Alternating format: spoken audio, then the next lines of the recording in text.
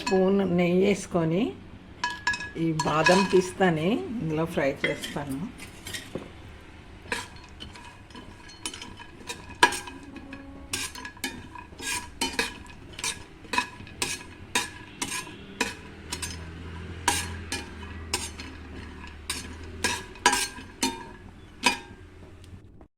Fry అయిపోయి ఇప్పుడు బాదం వేసుకున్నాను, అంటే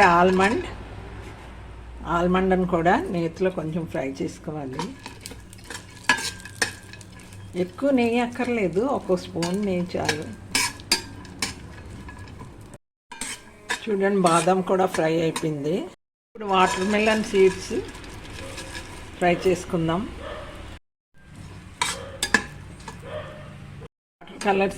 వాటర్ మిలన్ సీడ్స్ కూడా ఫ్రై అయిపోయి ఇప్పుడు గుమ్మడి గింజలను వేసి ఫ్రై చేద్దాం. చూడండి గుమ్మడి గింజలు కూడా ఫ్రై అయిపోయి జీడిపప్పు వేసి ఫ్రై చేసుకుందాం. జీడిపప్పులు కూడా ఫ్రై అయిపోయి ఖర్జూరం వేయాలి ఇందులో.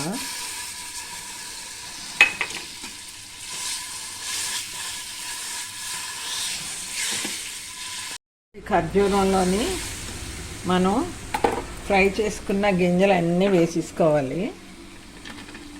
ఇవన్నీ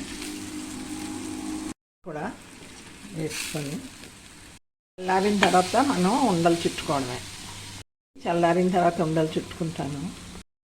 చూడండి ఈ విధంగా లడ్డూలు చేసుకోవాలి. చూడండి డ్రై ఫ్రూట్స్ లడ్డు రెడీ అయిపోయింది. ఈ వీడియో కనుక మీకు నచ్చినట్టయితే లైక్ చేయండి, షేర్ చేయండి, సబ్స్క్రైబ్ చేయండి. సబ్స్క్రైబ్ చేయని వాళ్ళు ఉంటే సబ్స్క్రైబ్ చేసుకోండి. మీరు కూడా ఇలాగే చేయండి. నమస్తే.